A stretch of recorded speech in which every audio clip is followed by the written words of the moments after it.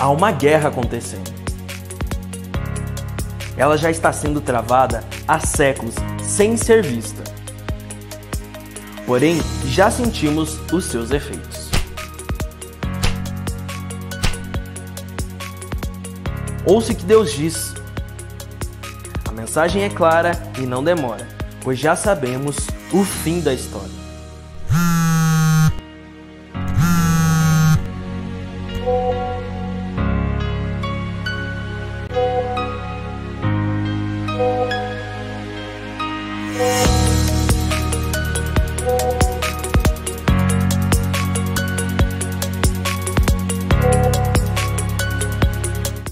Meu Deus, quem são vocês?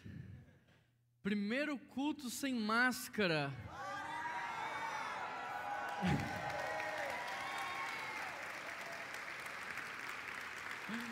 Eu não estava conhecendo vocês mais.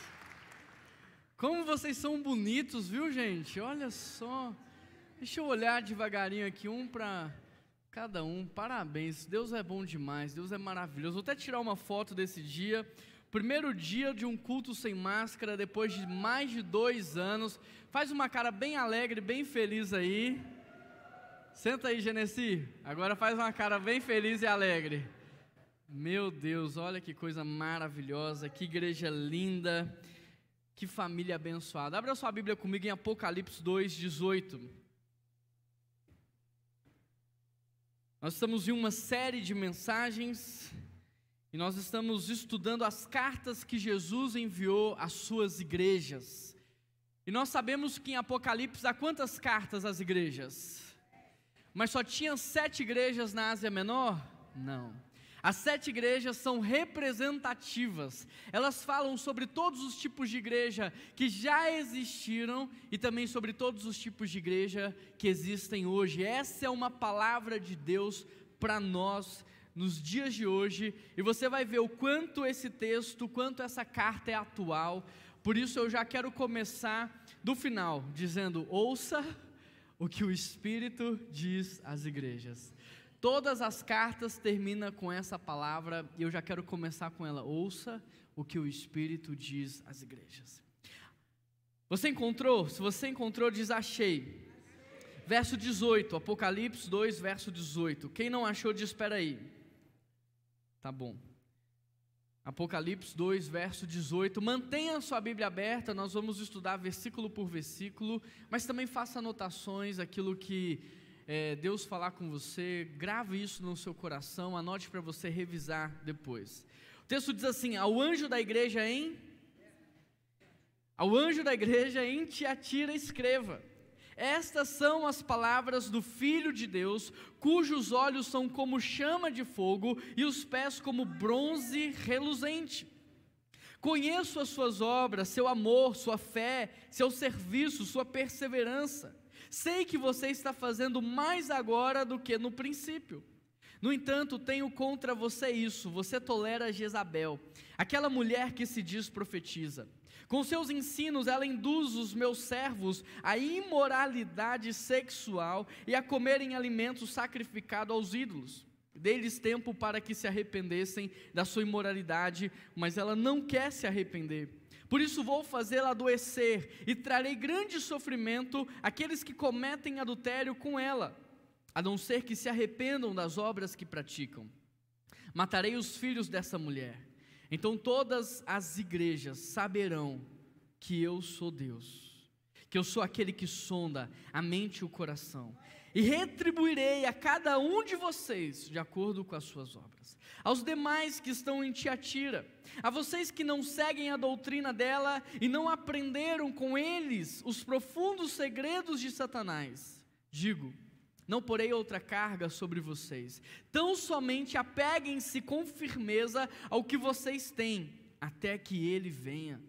Aquele que vencer e fizer minha vontade até o fim, darei autoridade sobre as nações. Ele as governará com cetro de ferro e as despedaçará como um vaso de barro. Eu lhes darei a mesma autoridade que recebi de meu Pai. Também lhes darei a estrela da manhã. Aquele que tem ouvidos, ouça o que o Espírito diz à igreja. Você tem nessa manhã ouvidos para ouvir aquilo que o Espírito Santo quer dizer e falar ao seu coração? O historiador romano chamado Plínio, ele diz que Tiatira é uma cidade inexpressiva, que Tiatira é uma cidade sem importância política, cultural e religiosa. Porém, a mais longa das 7 cartas às igrejas, e talvez a mais difícil das 7 cartas, foi enviada justamente a Tiatira. E isso me faz refletir sobre a natureza da igreja, pois Tiatira poderia ser inexpressiva e sem importância para o mundo, mas essa carta nos mostra que ela não era sem importância para o nosso Deus. E por quê?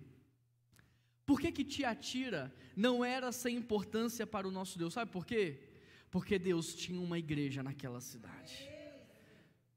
Então não importa o tamanho da cidade, não importa a condição social e nem econômica. Se existe uma igreja naquele lugar, então aquela cidade, aquela geografia, aquela localidade se torna prioridade para o nosso Deus. Em outras palavras, se o nosso Senhor Jesus Cristo atribui valor a uma cidade tão inexpressiva quanto Tiatira, é porque Jesus nos mostra também o valor da sua igreja. E não só o quanto a sua igreja é valiosa, mas também o quanto uma igreja é capaz de agregar valor, o quanto uma igreja é capaz de atribuir valor, o quanto uma igreja é capaz de transformar uma localidade inteira. Nosso culto está sendo transmitido, então prefeitos de todo o nosso Brasil, saiba que é um grande privilégio ter na sua cidade uma igreja.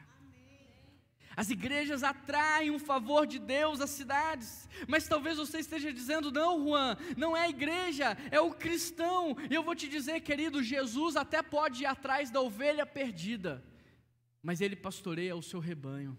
Jesus pode ir até atrás da ovelha perdida, mas Ele pastoreia a sua igreja. E quando Jesus Cristo voltar, Ele não vai voltar para me buscar ou te buscar, Ele vai voltar para buscar a sua igreja.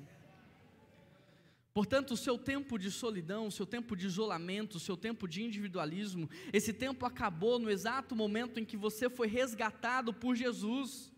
Porque ter sido alcançado por Jesus, ter sido alcançado pelo Evangelho, é o mesmo que você ter sido colocado em um corpo, em uma família, em um rebanho. De forma que hoje Deus, Ele está olhando para aquilo que Ele está formando desde o início. Ele está formando uma família para si. Ele está formando uma noiva para o seu filho e uma morada para o seu espírito. Portanto, entenda isso. Da mesma forma que para uma cidade é um privilégio ter uma igreja naquele lugar, você que também recebe uma célula na sua casa, você também tem um baita privilégio. Deixa eu te dizer mais, você que recebe uma célula na sua casa, um grupo de oração, querido, nenhum cansaço do mundo, nenhum gasto, nenhum esforço chega perto do favor que você está atraindo de Deus para a sua família e a sua descendência. Nenhum dinheiro do mundo seria capaz de pagar aquilo que você está recebendo no mundo espiritual. Portanto, fazer do seu lar um lar de oração, um lar de acolhimento, de adoração, de comunhão, de evangelismo, faz com que vocês sejam mais do que abençoados. Mateus 10:41 diz, quem recebe o profeta no caráter de profeta, receberá o galardão de profeta. Quem recebe um justo, porque ele é justo, recompensará, será recompensado também como um justo. Portanto, ter em Belo Horizonte uma igreja como a nossa é um privilégio para a nossa cidade. Mas você que recebe uma célula na sua casa, saiba que esse também é um grande privilégio de Deus. A cidade de Tiatira, ela estava situada entre Pérgamo e Sardes. Atualmente ela se chama Akçai, ela fica ali na Turquia. Sabe Lídia, citada lá em Atos capítulo 16? Lídia também era de Tiatira. Em breve nós como igreja, nós vamos fazer uma viagem à Ásia para conhecer as 7 igrejas. Quem gostaria de ir nessa viagem? Já começa a orar, porque é possível sim. Ano que vem eu vou levar um grupo pequeno de 30 pessoas a Israel. Nós não abrimos vagas ainda, mas se você quiser, você pode participar. E quem sabe em 2024 nós vamos à Ásia conhecer as 7 igrejas. O que você precisa saber é que Tiatira era uma cidade conhecida por ser comercial. uma cidade extremamente comercial, e por causa do comércio havia também em Tiatira o quê? Muitas associações, como se fosse hoje os sindicatos, ok? Grava essa informação no seu coração porque ela é muito importante.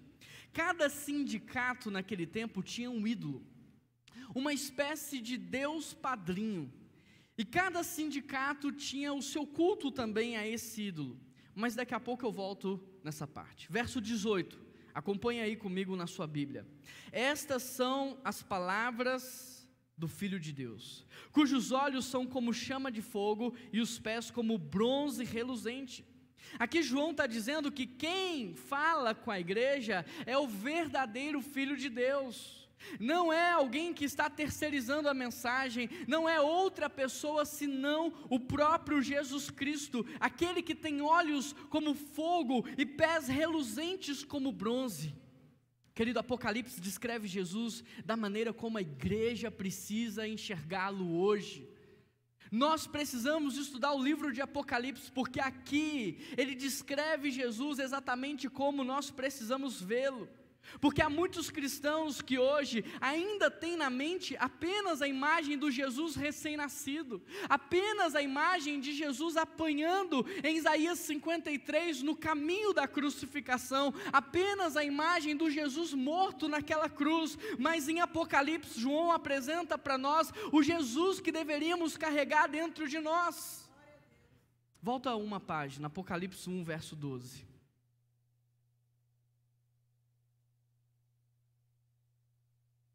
Eu quero te apresentar o Jesus ressurreto. Eu quero completar a imagem de Jesus na sua mente. Porque se você tem em mente somente o Jesus recém-nascido, somente o Jesus crucificado, eu quero completar a imagem e te mostrar quem Jesus Cristo é. João está dizendo, quando me voltei para ver quem falava comigo, Apocalipse 1:12, quando me voltei para ver quem falava comigo, vi 7 candelabros de ouro, e em pé, entre eles, entre as igrejas, havia alguém semelhante ao Filho do Homem, vestia um manto comprido com uma faixa de ouro sobre o seu peito, a sua cabeça e os seus ombros eram brancos como a lã e a neve, e os seus olhos como chamas de fogo, os pés eram como bronze polido, refinado numa fornalha, e a sua voz ressoava como uma forte onda do mar. Na mão direita tinha 7 estrelas, e a sua boca saía uma espada afiada de 2 lados, a sua face brilhava como o sol em todo o seu esplendor. João está dizendo, quando vi, caí aos seus pés como morto. Ele, porém, tocou a sua mão direita sobre mim e disse, não tenha medo, eu sou o primeiro e o último. Eu sou aquele que vive, eu estive morto, mas agora vivo para todo sempre. E eu tenho as chaves da morte e do mundo dos mortos nas minhas mãos. Essa imagem de Jesus que você deve ter dentro de si. Você tem que ter a imagem completa do Jesus Deus, que veio como menino, que morreu crucificado, mas ressuscitou. O Jesus que vive, Ele venceu. Muito mais do que apenas conhecer a história, muito mais do que apenas a conhecer o caminho da crucificação, você precisa saber quem é o Jesus ressurreto, que reina, que governa, que não perdeu o controle de nada. Verso 18 continua dizendo, essas são as palavras do Filho de Deus, cujos olhos são como chama de fogo e os pés como bronze reluzente. João, ao dizer que os seus olhos são como chama de fogo, ele está dizendo, Jesus vê tudo. Jesus sabe de tudo, Ele é onisciente, Ele é onipresente, Ele não vê apenas aquilo que é aparente, mas Ele vê o seu coração, Ele sabe quem você é, Ele sabe as suas motivações, Ele conhece as suas intenções. Jesus viu aquilo que você fez, mesmo que você nunca pretenda confessar para ninguém. Jesus viu aquilo que você fez, mesmo que você não esteja disposto a pedir perdão. Você foi pego em flagrante. Existem provas no mundo espiritual contra você. Portanto, também dizer que Ele tem pés polidos como bronze, é dizer que Ele tem autoridade para punir, para trazer juízo, para fazer justiça. Talvez você esteja levando a vida de maneira como tem levado, e você entende o que eu estou dizendo, porque talvez ainda na sua mente você enxerga um Cristo morto na cruz. Talvez você tenha feito o que tem feito, falado o que tem falado, vivido da maneira como não agrada o nosso Deus, porque você ainda não conhece o Jesus ressurreto.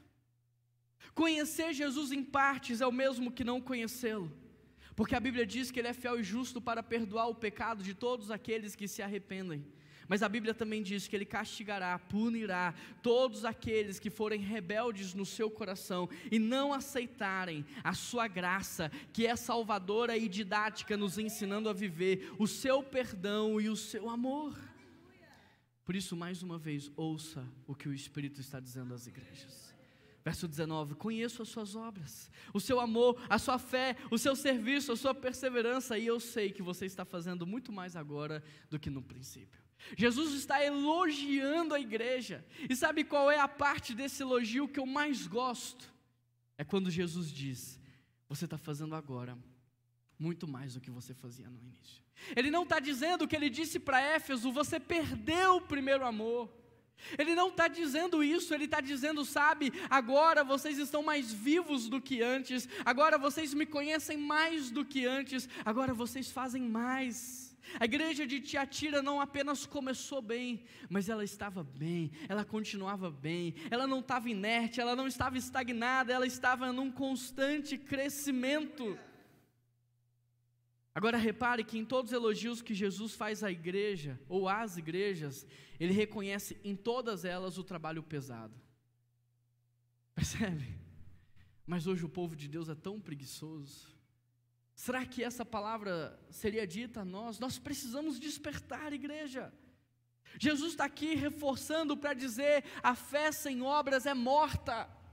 Jesus está aqui matando a teoria de Satanás de que nós devemos esperar Jesus voltar e apenas esperar. Jesus aqui está acabando com essa teoria de que nós devemos ficar sentados no banco, assistindo tudo acontecer, deitados no sofá da nossa casa, criticando tudo o que está acontecendo, sem assumir o controle e a responsabilidade.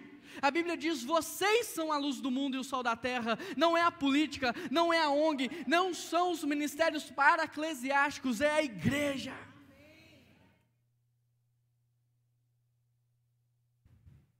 Verso 19: conheço as suas obras, conheço o que mais?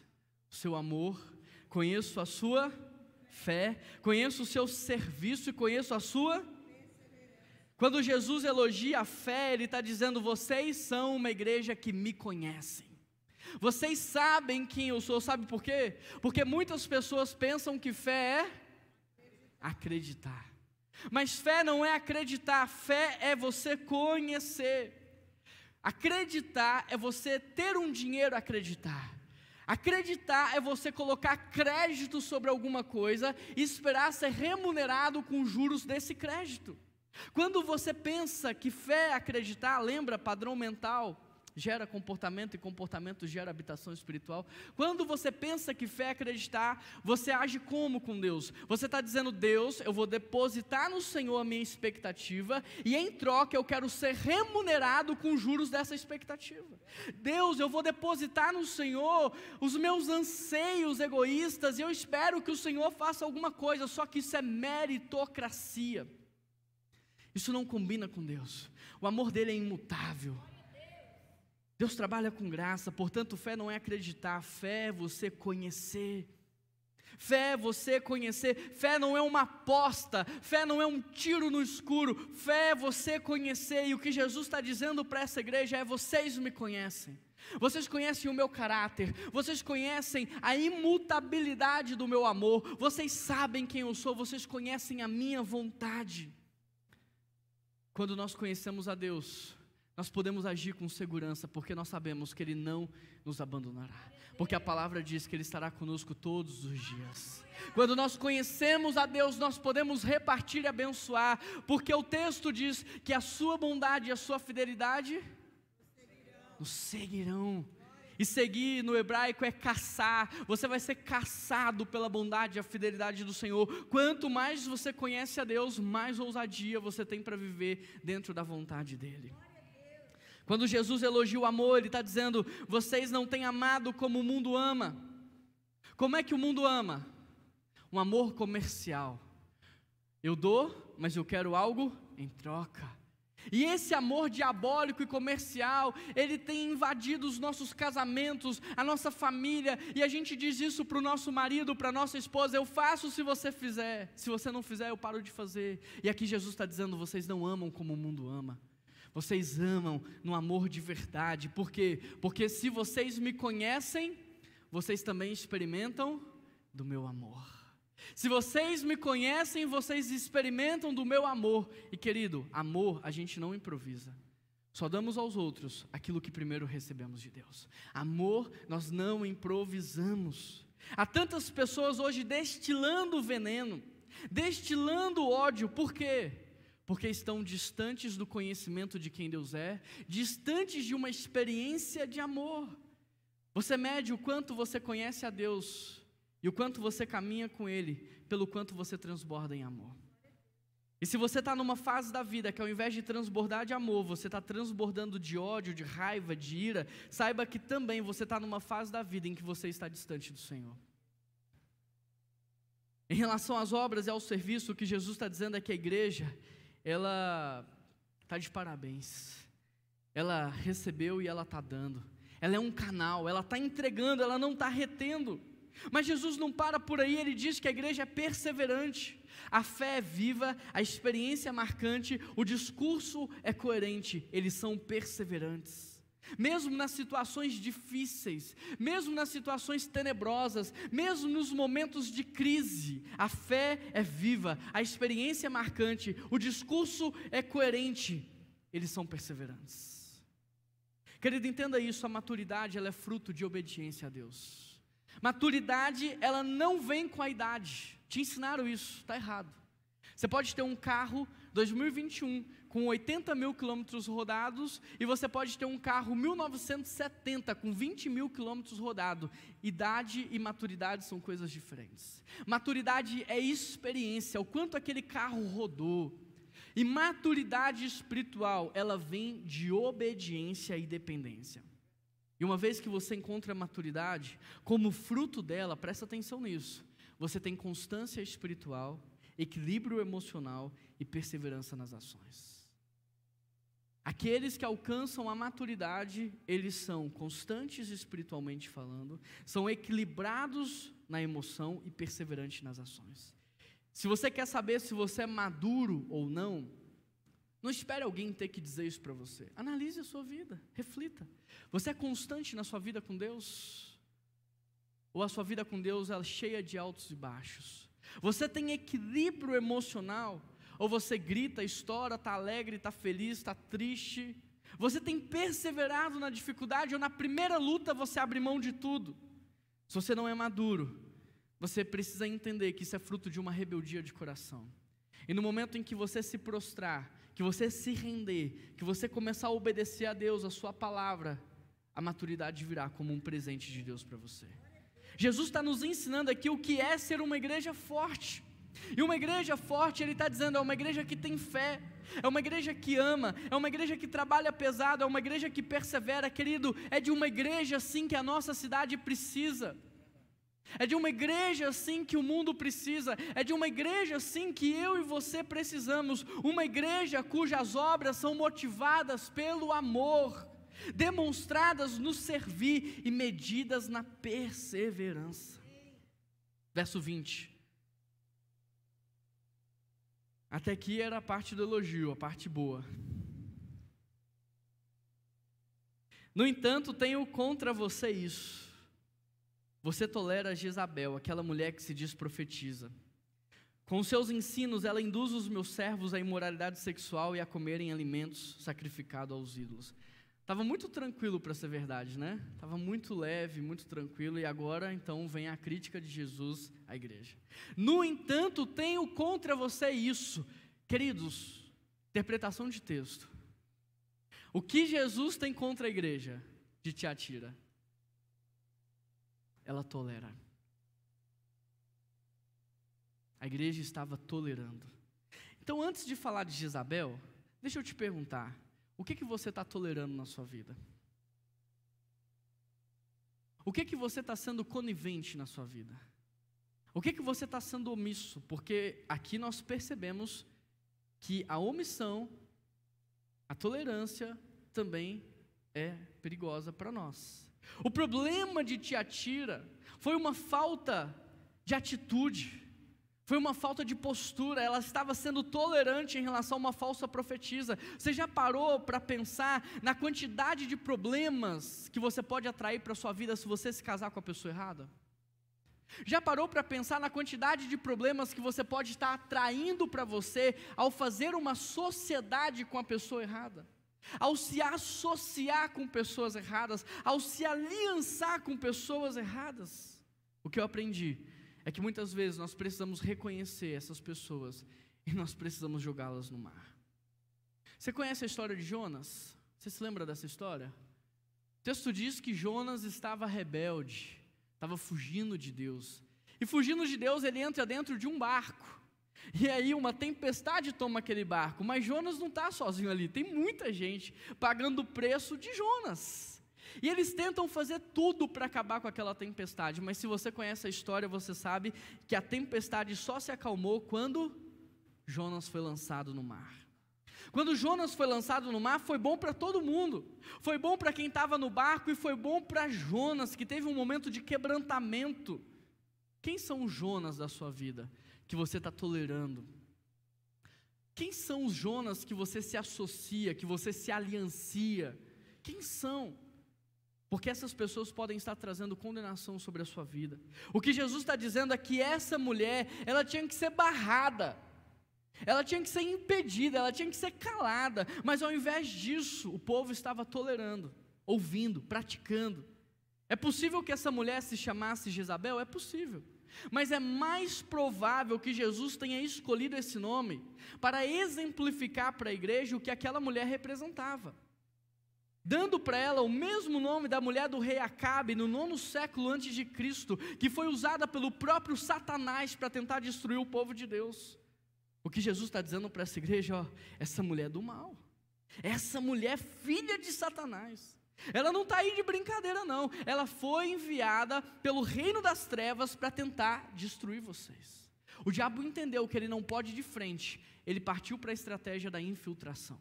Algumas igrejas você viu, ele partiu para a sedução. Aqui ele infiltrou alguém para destruir a igreja. E querido, nas nossas vidas não é diferente. Tem pessoas que são enviadas por Satanás para acabar com o seu casamento. E ela não vem feia e mal cheirosa não. Ela vem do jeito que você gosta, com o perfume que você gosta, com a roupa que te atrai, para acabar com o seu casamento. Tem pessoas que são enviadas por Deus para destruir seu ministério, sua reputação. Tem gente que constrói a vida inteira uma reputação e quando chega no finalzinho, coloca tudo a perder. É interessante o quanto homens e mulheres chegam na fase às vezes de colher os frutos e aí cede a tentação e perde tudo. Davi estava na fase de colher o fruto, ele já era o rei dos reis ali em Israel, o maior rei, o melhor rei que Israel já teve, era conhecido por todos, mas permitiu a tentação destruir a sua vida. Pode parecer coisa de outro mundo, pode parecer impossível, não Juan, isso não acontece, mas recentemente aqui na PIB-BH nós tivemos uma experiência assim. Por incrível que possa parecer, nós tivemos no nosso meio, literalmente, uma mulher que poderíamos dar o nome para ela de Jezabel.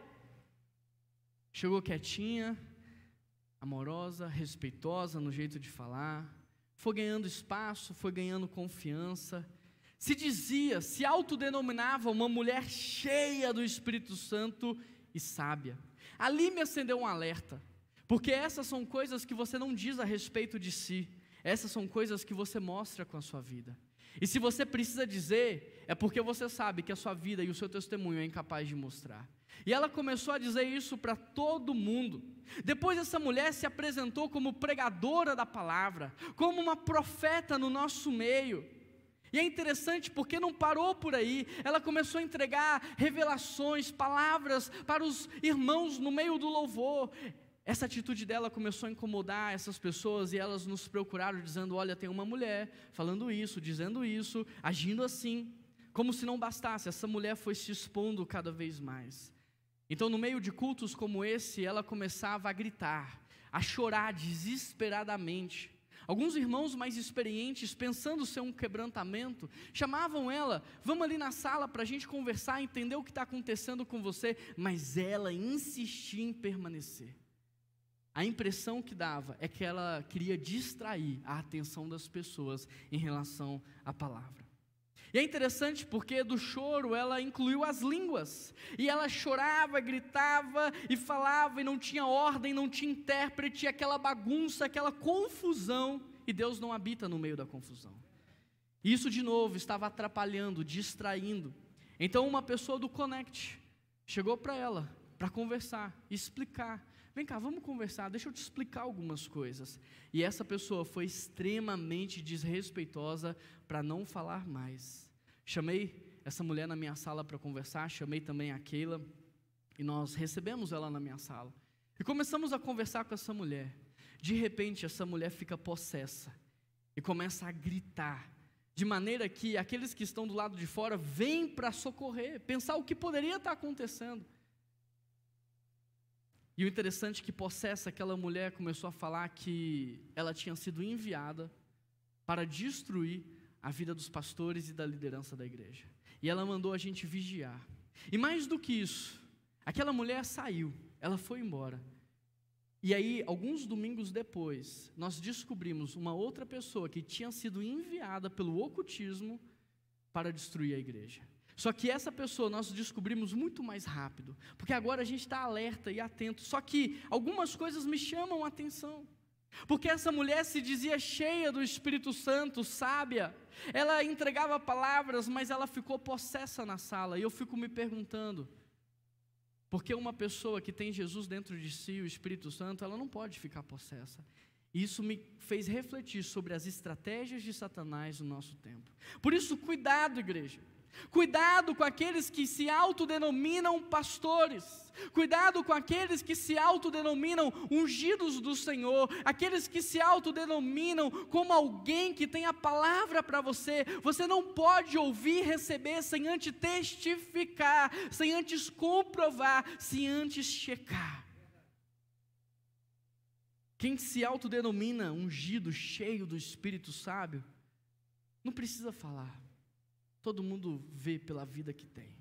Quem precisa falar é porque sabe que o seu testemunho não comprova, não é coerente com a sua fala. O que testifica você enquanto homem e mulher de Deus não é o que você fala, é o seu testemunho. O que testifica você como cheio do Espírito Santo não são as línguas. Se você ler a Bíblia, você vai ver que é o amor. O que testifica você ungido, separado, enviado, não é o seu título, são os seus frutos. Por isso, cuidado. Para vocês terem uma ideia, outro dia chegou aqui na igreja, são casos reais que eu estou te contando. Chegou uma pessoa aqui na igreja com uma grande quantia de dinheiro querendo nos comprar. Muito dinheiro. Por quê? Porque Satanás não pode ir de frente, então ele se infiltra. Essa pessoa, vendo que estávamos irredutíveis, sabe o que ela me ofereceu? Ela queria comprar cargos então dentro da igreja. Por quê? Porque Satanás não bate de frente, então ele quer se infiltrar. Cuidado nos lugares por onde você anda. Cuidado com quem você se associa. Cuidado com o que você está ouvindo. Porque o diabo entendeu a estratégia de se infiltrar. Mas hoje, como igreja, estamos mais espertos, alertas. Somos mais cuidadosos, não colocamos qualquer pessoa para ensinar, qualquer pessoa para ministrar, porque temos temor diante de Deus em relação ao que está sendo ministrado aqui. Por isso aqui na PIBBH não importa quanto dinheiro você tem, não importa quantos títulos você tenha, quanta experiência você tem em outros lugares, o que eu sempre vou olhar em primeiro lugar é o seu caráter. E para perceber o seu caráter, a gente tem que comer 1 quilo de sal. A gente tem que caminhar um pouco, temos que viver juntos. Preciso olhar para a sua vida, porque o seu testemunho fala muito mais do que o seu título. O seu testemunho fala muito mais do que o seu dinheiro. A sua família me diz muito mais do que aquilo que você diz a respeito de si. Você precisa entender o que Jesus está tratando aqui, senão essa mensagem não vai cair no seu coração. Você se lembra que no início eu falei que aquela cidade era comercial? e que por causa da quantidade de comércio havia muitas associações, e que essas associações são como hoje os sindicatos que nós temos. Você se lembra que eu disse que cada sindicato tinha um ídolo, uma espécie de um deus padrinho? Pois bem, o que estava acontecendo nessas reuniões de sindicatos? Os comerciantes tinham que ir até lá, e eles tinham que comer as comidas sacrificadas àqueles ídolos, e eles tinham que participar das orgias que aconteciam no final de cada reunião. E aí tinha um problema, porque se a cidade era comercial, significava que os cristãos daquela igreja, muitos deles tinham comércio na cidade, e eles tinham que fazer uma escolha. O que fazer? Eu sacrifico o meu Deus, eu sacrifico Jesus, eu me entrego à imoralidade, à orgia, eu me entrego às comidas sacrificadas ou não? Eu fico com Jesus e não vou. Mas o problema não era tão simples assim, porque se eles não fossem, eles eram sabotados na cidade. Aquele sindicato trabalhava para destruí-los, para que eles não pudessem mais fechar negócios, para que eles não pudessem ter lucro. Então você consegue imaginar a crise que os cristãos estavam passando? É nesse contexto que surge a Jezabel. É nessa crise que ela aparece com uma solução. E a solução dela, o ensino dela é: para vocês vencerem Satanás, vocês precisam conhecer as coisas profundas de Satanás. Ela começa a ensinar a igreja que para vencer o pecado, eles têm que conhecer o pecado. O que ela estava dizendo é: você nunca vai ganhar um jovem para Jesus se antes você não experimentar a droga da prostituição, sem antes você entender como funciona a cabeça dele. Você nunca vai conseguir vencer Satanás se você não conhecer profundamente, de experimentar e praticar aquilo que ele está propondo. Ela estava dizendo: olha, vocês não vão pecar por fazer essas coisas, é estratégia. Deus vai entender, isso é normal. E querido, da mesma forma que dentro da igreja tem pessoas fiéis a Jesus, que conhecem a palavra, tem pessoas também que só estão esperando o pastor falar que pode para se afundar. Tem pessoas que estão só esperando o pastor falar: não é pecado beber, para se jogar no vício da bebida, para permitir imoralidade na mente, para adulterar, para trair, para matar, para roubar. Tem pessoas que só estão esperando uma palavra para se entregar. Para que ela está esperando essa palavra? Para depois terceirizar a culpa. A culpa foi de Eva, a culpa foi do pastor, a culpa foi de fulano que me ensinou, porque não conhece Jesus e não conhece a palavra. Olha o que Paulo diz em relação à igreja de Corinto. 1 Coríntios 5,5, agora vocês estão dizendo que entre vocês há imoralidade sexual, que nem mesmo os pagãos são capazes de praticar. Fiquei sabendo que certo homem no meio da igreja está tendo relações sexuais com a própria madrasta. Como é que vocês podem permitir isso? Vocês deveriam ficar tristes e expulsar do meio de vocês quem faz essas coisas. Quanto a mim, ainda que não esteja presente aí pessoalmente, eu estou com vocês em espírito e agindo como se estivesse aí. Inclusive, eu já julguei esse homem pela autoridade do nosso Senhor Jesus. Quando vocês se reunirem, estarei com vocês em espírito. Então, pelo poder do nosso Senhor, que estará presente conosco, entreguem esse homem a Satanás, para que seu corpo seja destruído, mas o seu espírito seja salvo. Onde você coloca a hipergraça aqui? Me diz. Tito 1,11, é necessário fazê-los calar, porque motivados pela cobiça, destroem casas inteiras, pregando o que não convém. Tito 3,10, quanto àquele que provoca divisões, adverte-o na primeira, e ainda na segunda, depois disso rejeita ele. Você percebe como Paulo orienta a tratativa dos filhos das trevas, aqueles que foram enviados por Satanás? Querido, eu não estou falando de pessoas pecadoras como eu e você, eu estou falando de pessoas que estão no nosso meio e estrategicamente para apodrecer a igreja de dentro para fora. É por isso que nas cartas às igrejas Jesus diz: eu odeio a obra dos nicolaítas, daqueles que dizem: Jesus vai te entender, Jesus vai entender sua crise, sua dificuldade, o que você fez. Jesus não vai te entender, porque está escrito aqui.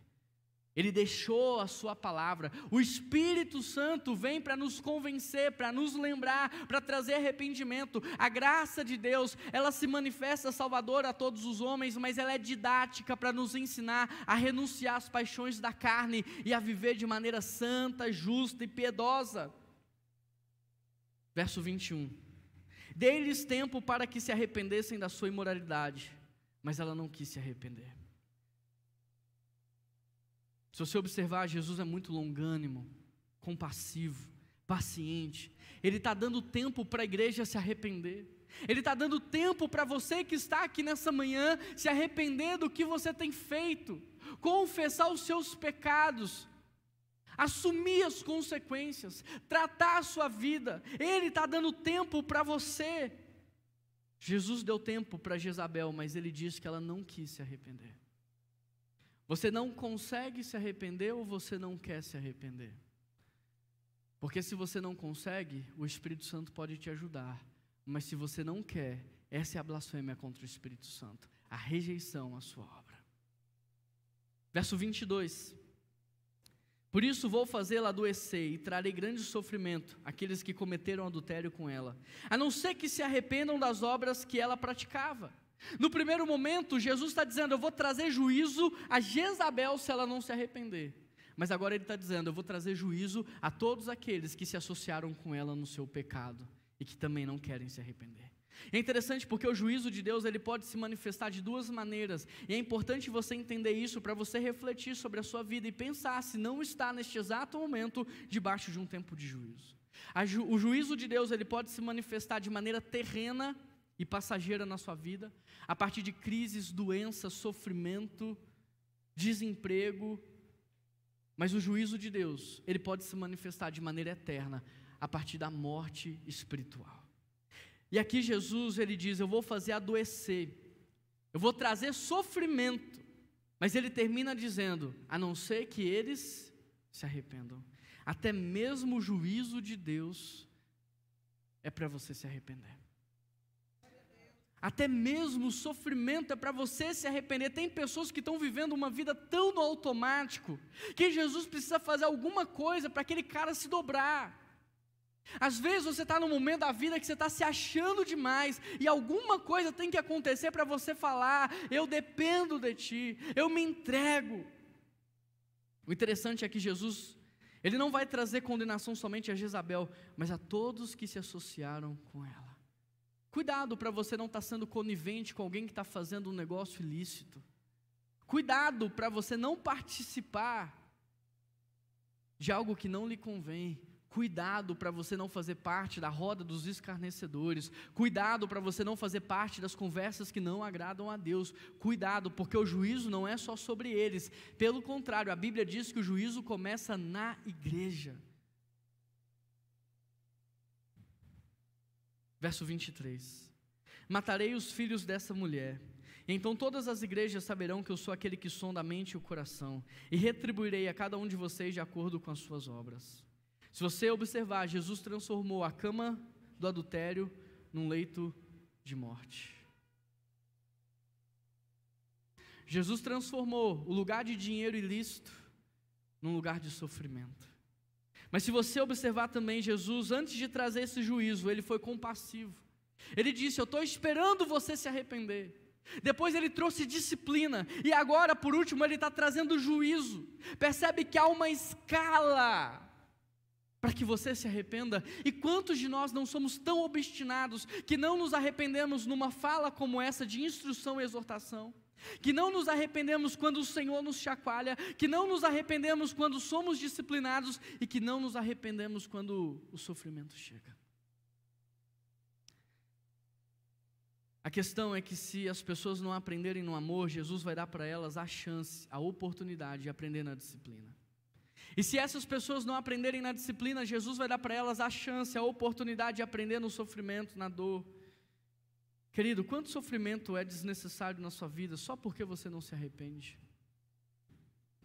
Quanta condenação você está trazendo sobre a sua casa? Olha o pecado de Acã, olha o pecado em Josué 7, porque um soldado pegou o utensílio do rei. o que aconteceu com todo o exército. Quanta condenação você não está trazendo para a sua família inteira, apenas porque você não se arrepende. O que você precisa entender é que o pecado é doce ao paladar, mas ele é amargo ao estômago.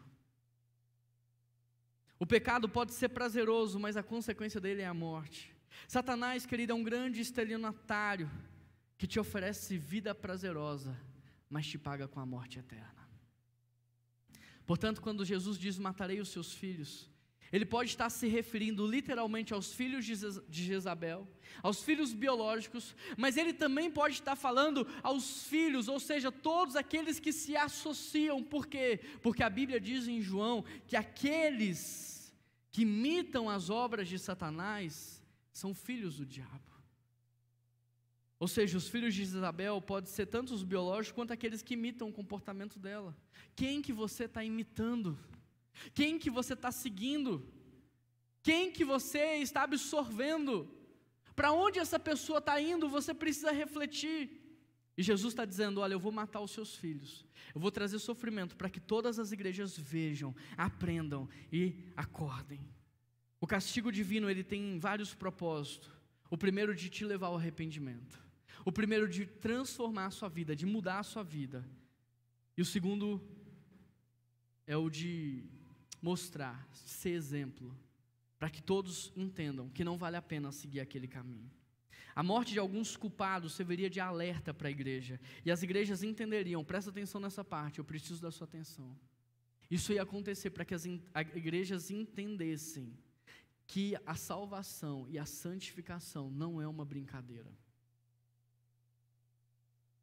Você está tratando a sua santificação, a sua integridade como uma brincadeira, mas Jesus não está brincando. Ele tanto não está brincando, que Ele abriu mão da sua glória, Ele desceu como um homem, se humilhou, serviu a criação, pagou o preço da morte de cruz. A morte de cruz equivale a 1000 mortes. Era a morte mais humilhante de todas, a mais sofrida de todas. E Ele morreu naquela cruz. Toda a ira de Deus, toda a condenação do pecado caiu sobre Ele. Você acha que Jesus vai te entender? A gente canta, eu não sei o preço, mas dá para saber o preço sim. Olha para um pai que perde o seu filho. Olha para um pai, ao ver a dor dele ao perder um filho, o pai entregou o filho por você, e o filho morreu no seu lugar. E até quando você vai brincar com a vida espiritual? Até quando você vai ficar cedendo aos prazeres da carne? Até quando você vai ficar aí, brincando de ser crente?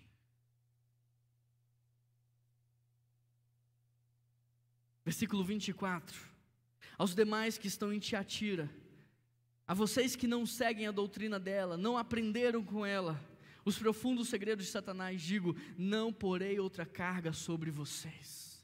Há um remanescente fiel, há um remanescente fiel na igreja, que não cede, mesmo que o mundo diz é normal. Hoje a gente está falando tanto de homossexualidade que a gente já não fala mais sobre sexo fora do casamento, sexo antes do casamento, e o mundo está dizendo é normal, é aceitável. Não é.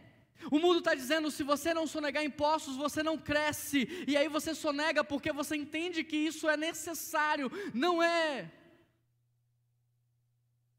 Há um remanescente fiel. Elias estava falando, Deus, eu sou o único, e Deus falou, não, tem 7.000.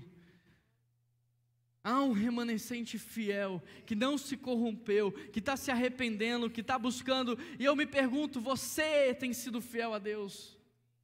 Você tem buscado, você tem se sacrificado, você tem de fato sacrificado o seu corpo, a sua vida. Versículo 25, então somente apeguem-se com firmeza ao que vocês têm, até que eu venha.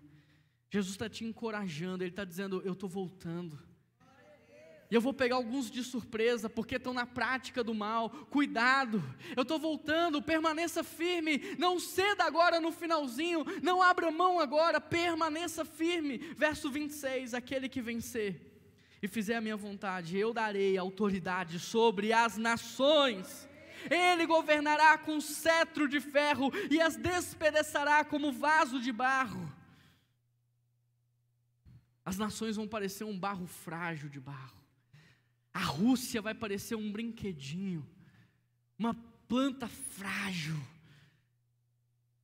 A China vai parecer um vasinho de barro. Nenhuma nação, mesmo com todo o seu poder bélico, poderá enfrentar a igreja de Jesus.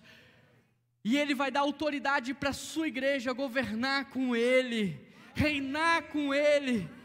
Não abra mão daquilo que é eterno por algo que é passageiro. Não abra mão daquilo que é eterno por algo que passa em instantes. Aquele que permanecer fiel, o texto diz, aquele que for aprovado, este estará pronto. Meu querido, como é que Jesus vai te dar autoridade para governar as nações com o caráter que você tem hoje? Como é que Jesus vai te dar autoridade, igreja? Como é que Jesus vai te colocar em cima do monte como luz, se você não consegue administrar as suas finanças pessoais?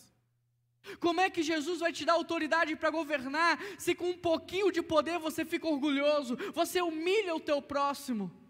Jesus está dizendo, vocês precisam ser aprovados, e toda essa tentação, toda essa privação, toda essa tribulação, todos esses problemas, eles estão forjando você.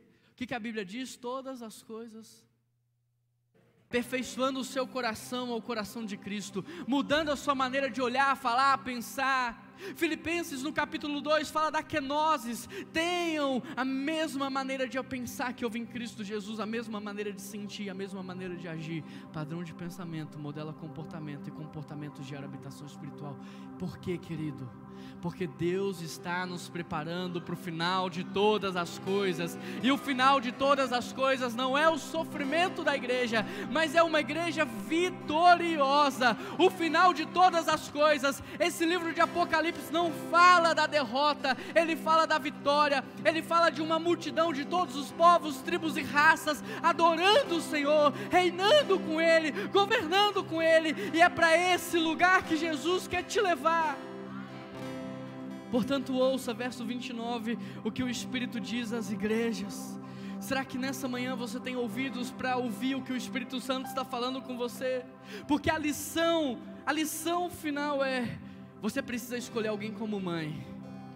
A igreja, o povo cristão, ele tinha a opção de escolher a igreja como a mãe, ou Jezabel como a mãe. E Jesus, ele vai nos ensinar que partilhar da identidade de alguém é partilhar também do seu destino. Jezabel partiu para a condenação eterna, e a igreja partiu para governar e reinar junto com Jesus. Partilhar da identidade de alguém é partilhar do seu legado. Partilhar da identidade de alguém é partilhar do seu destino. De quem você partilha a identidade? Porque esse é um convite para você partilhar a sua vida com Jesus.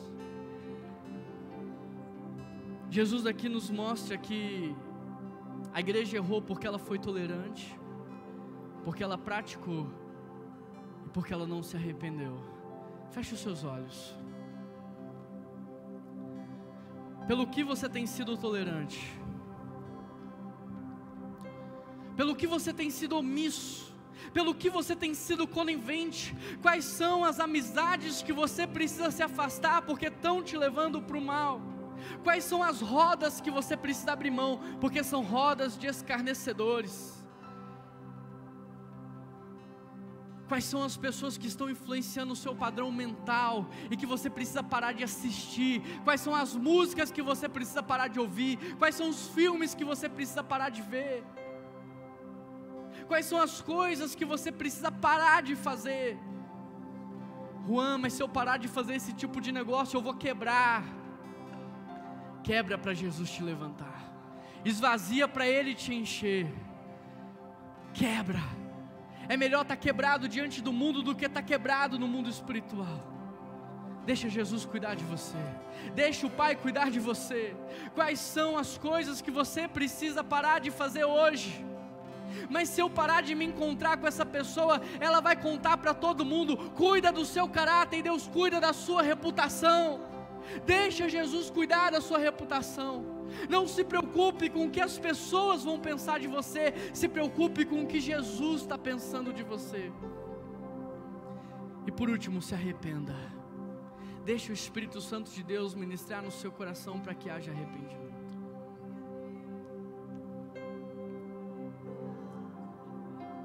dependendo da identidade que você partilha também do destino. E eu estou te convidando a partilhar a sua vida com Jesus. Eu estou convidando você a voltar para Ele com toda a força do seu coração. Dessa vez não vai ser de novo, vai ser a última vez. Dessa vez não vai ser mais uma vez, vai ser a última vez. E se você é alguém que quer experimentar de uma mudança de vida, eu quero te convidar a ficar de pé. Eu quero terminar orando pela sua vida. Aleluia, aleluia, glória a Deus. Fique de pé onde você está. Que o Deus dos céus e da terra enche o seu coração de coragem, de ousadia para você lutar, para você falar: chega, basta, não mais, cansei, parei. Hoje é um divisor de águas na minha vida.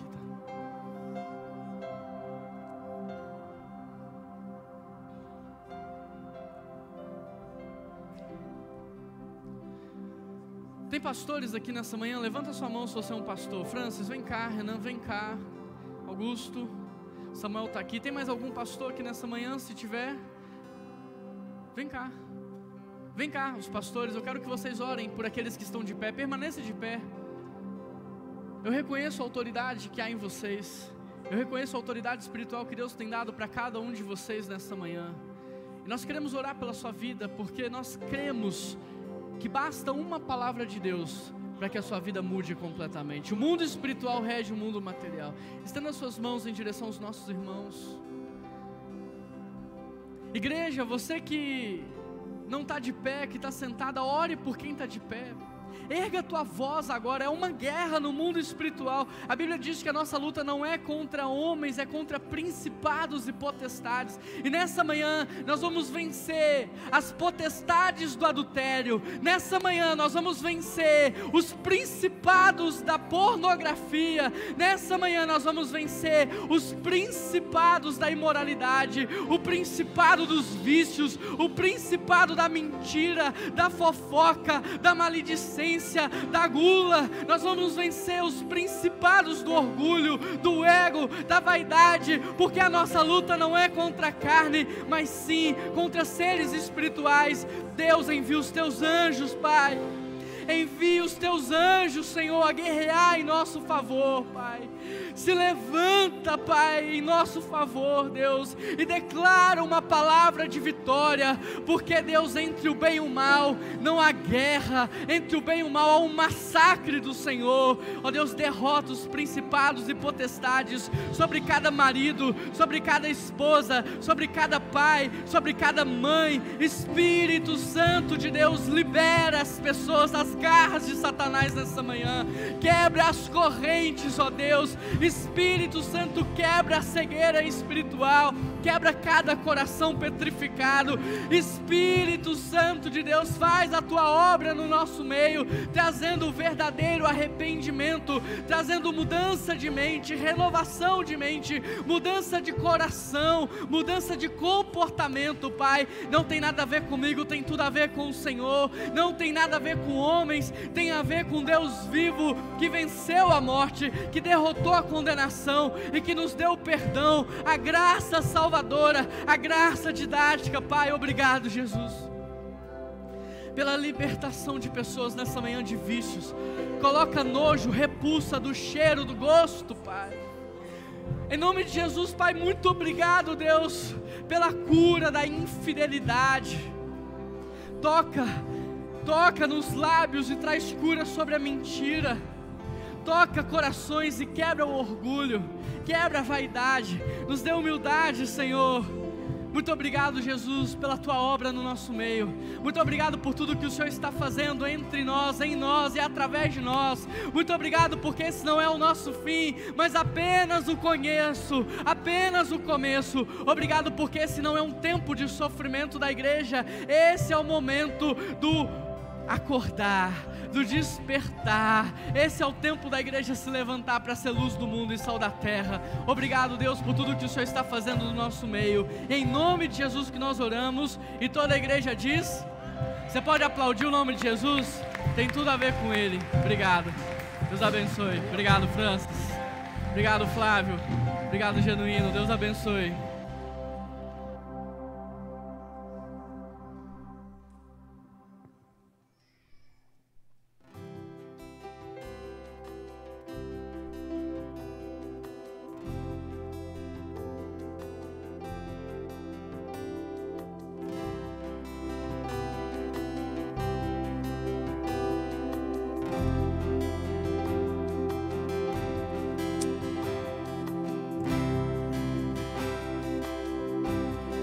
Em oração eu trilho o caminho que Jesus abriu. Até o trono onde sua graça flui como um rio. Santo,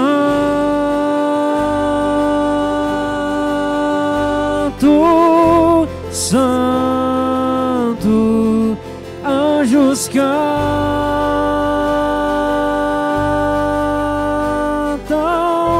Santo.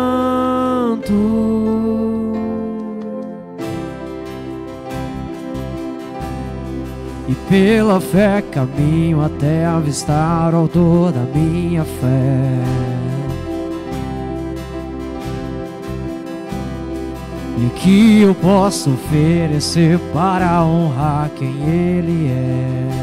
Santo,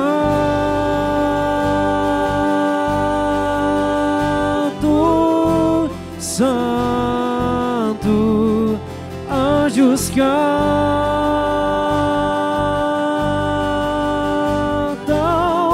Santo. E ao partir me vir, eu sou indigno. Mas uma voz me diz: não vá, meu filho, torne meu sofrimento em testemunho. Me esvazie de mim e deste mundo, e que o meu nome morra com meu corpo,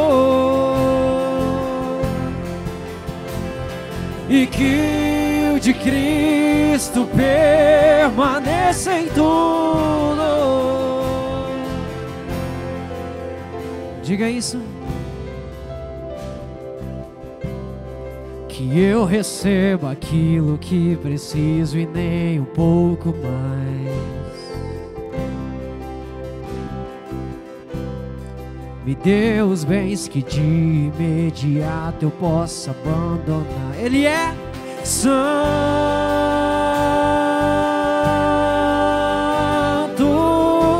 Santo,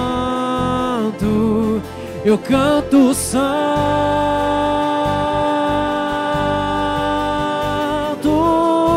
Santo. Torne meu sofrimento em testemunho.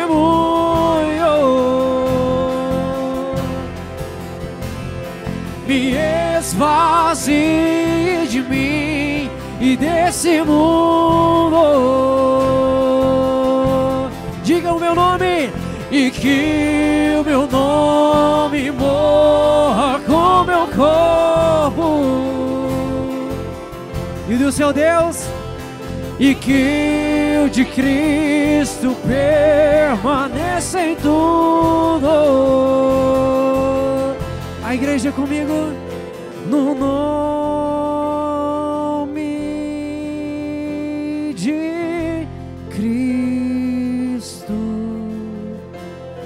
no nome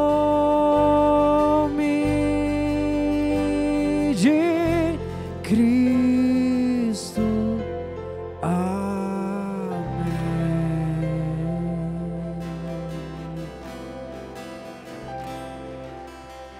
Amém, aleluia.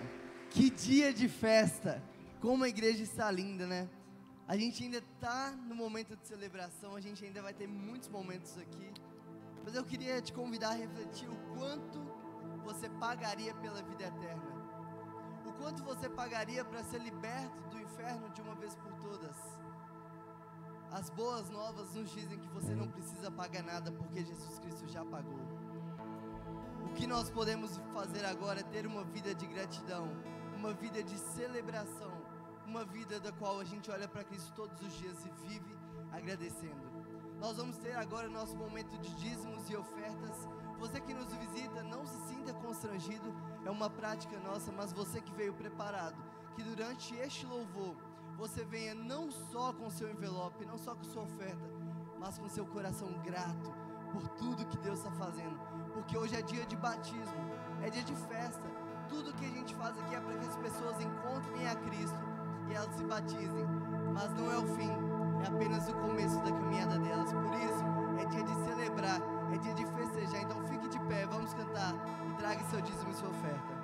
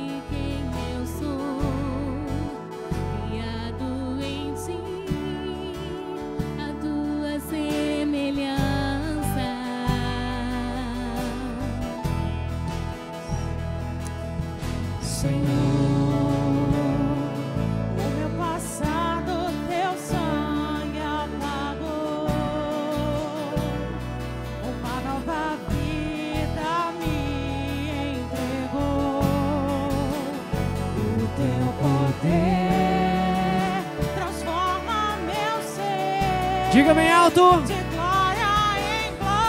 Celebre o seu nascimento, diga: eu nasci de novo,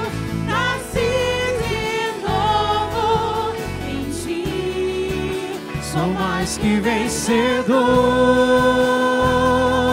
Eu nasci de novo, faz viver assim como sou. Contigo, eu fui crucificado, morreu meu velho homem, escravo do pecado, e agora eu sou livre em ti. não mais mas Cristo vive em mim. Eu nasci, diga: eu nasci de novo,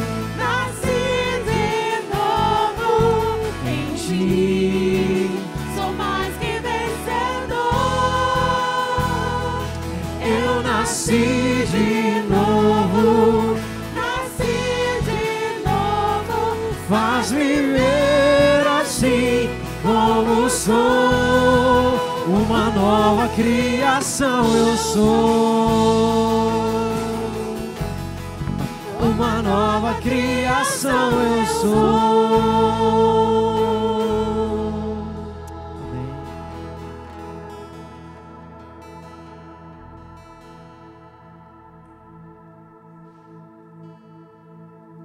Som, testando. Vocês conseguem me ouvir? Lá em cima, tá todo mundo me ouvindo? Porque eu quero apresentar para vocês hoje os vencedores. Aqueles que se arrependeram, aqueles que nasceram de novo, estão testemunhando para vocês essa nova vida. Eu quero começar com uma pessoinha muito especial. Vem cá.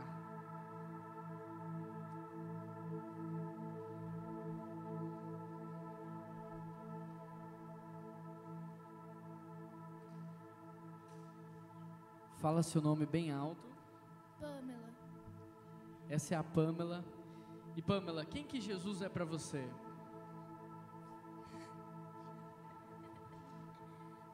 Jesus para mim é o Salvador, o Filho de Deus que morreu para lavar a gente dos nossos pecados e morreu para nos salvar. É o Salvador. Jesus é o único Senhor e Salvador da sua vida? Sim. Por causa disso, Pamela, eu, como ministro do Evangelho, então, te batizo em nome do Pai, do Filho e do Espírito Santo. Nasci de novo.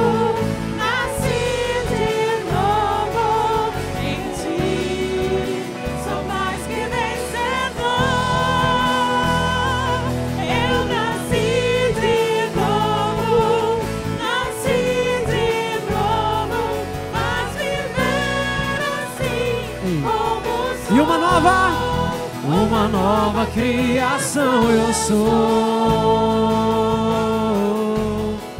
Uma nova criação eu sou.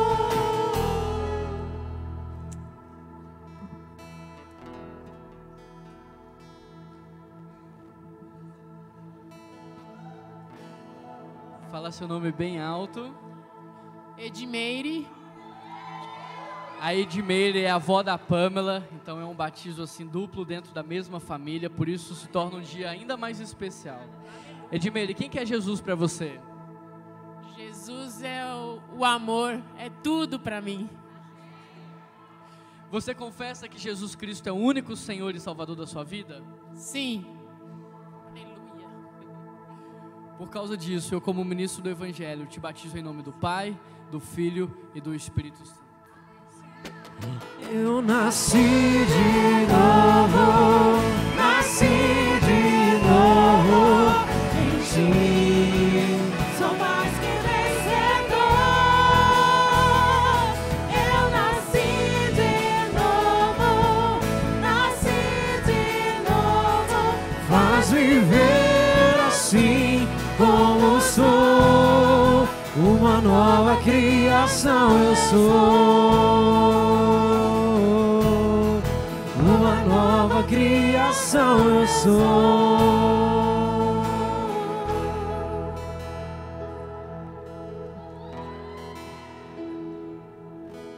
Fala seu nome bem alto. Luana, Luana, quem é Jesus para você? meu Senhor e Salvador. Você confessa Jesus como o único Senhor, Salvador da sua vida, aquele que mudou a sua vida e a sua história? Sim. Por causa disso, eu te batizo em nome do Pai, do Filho e do Espírito Santo. Eu nasci de novo, nasci de novo em ti. Sou mais que vencedor. Eu nasci de novo, nasci de novo. Faz viver assim como sou. E uma nova criação eu sou.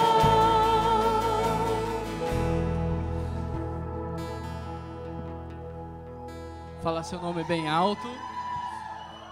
Tamires. Tamires, você... Quem é Jesus para você? Jesus é o meu único Salvador. Você confessa Jesus como aquele que mudou a sua vida definitivamente para toda a eternidade? Sim. Por causa disso, então, Tamires, eu como ministro do Evangelho, eu te batizo em nome do Pai, do Filho e do Espírito Santo. Eu nasci de novo, nasci de novo em ti. Sou mais que vencedor. Eu nasci de novo, nasci de novo. Faz viver Assim como sou, uma nova criação eu sou.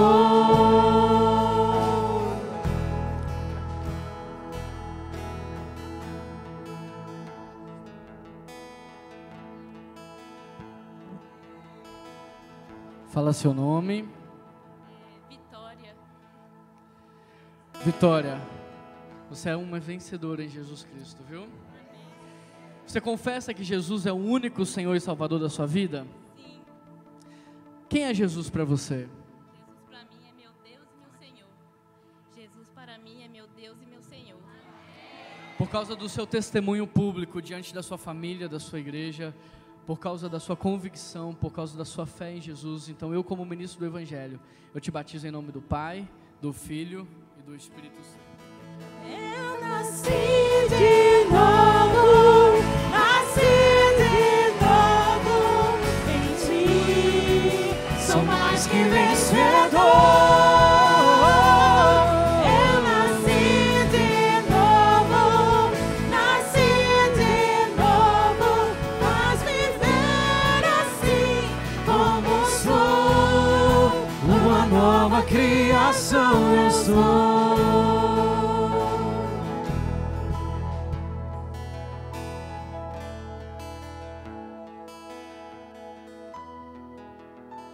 Para a igreja ouvir. Bom dia, me chamo Cirleude Souza. Cirleude, Jesus é o seu único Senhor e Salvador? Sim. Por causa disso, então, eu te batizo em nome do Pai, do Filho e do Espírito Santo. Eu nasci de novo, nasci de novo em ti, sou mais que vencedor. Eu nasci de novo, faz-me ver assim como sou. Uma nova criação eu sou. Fala seu nome para a igreja. Alice Nogueira. Alice, quem que Jesus é para você? O ar que eu respiro, ou o sentido que dá para minha vida. Jesus é o seu único Senhor e Salvador? Sim, sim. Por causa disso, então, Alice, eu como ministro do Evangelho nessa hora te batizo em nome do Pai, do Filho e do Espírito Santo. Eu nasci de novo, nasci de novo em ti, sou mais que vencedor. Eu nasci de novo, faz-me ver assim como sou. Uma nova criação eu sou.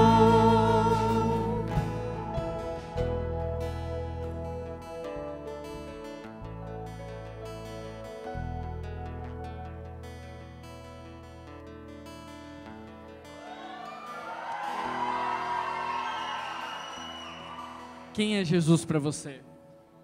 Para mim, Jesus é a salvação. Fala seu nome para a igreja. Gabriel.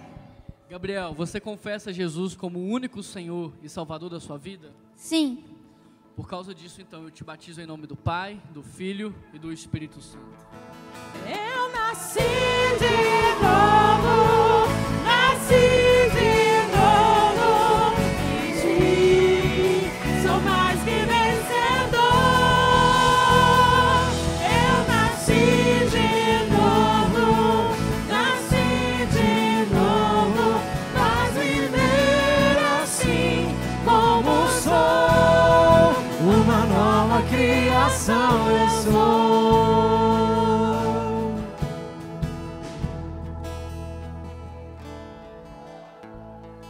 Fala seu nome. Luiz Otávio. Luiz, quem é Jesus para você? Vida, salvação e ressurreição. Você confessa Jesus como o único Senhor e Salvador da sua vida? Confesso. Por causa disso, então, eu te batizo em nome do Pai, do Filho e do Espírito Santo. Eu nasci de novo,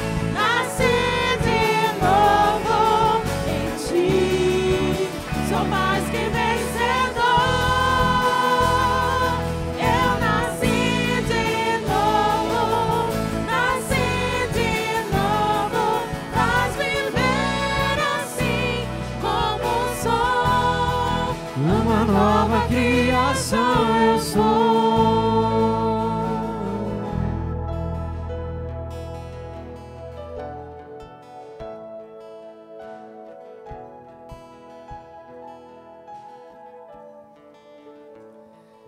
Fala aqui o seu nome para toda a igreja. Samuel. Samuel, quem é Jesus para você? Ele é a razão pela qual eu vivo, é de quem eu tiro meu fôlego. Você confessa que Jesus é o único Senhor e Salvador da sua vida? Sim, confesso. Por causa disso, então, eu vou te batizar hoje. Em nome do Pai, do Filho e do Espírito Santo. Eu nasci de novo, em ti, sou mais que vencedor. Eu nasci de novo, faz-me ver assim como sou. Uma nova criação eu sou. criação eu sou.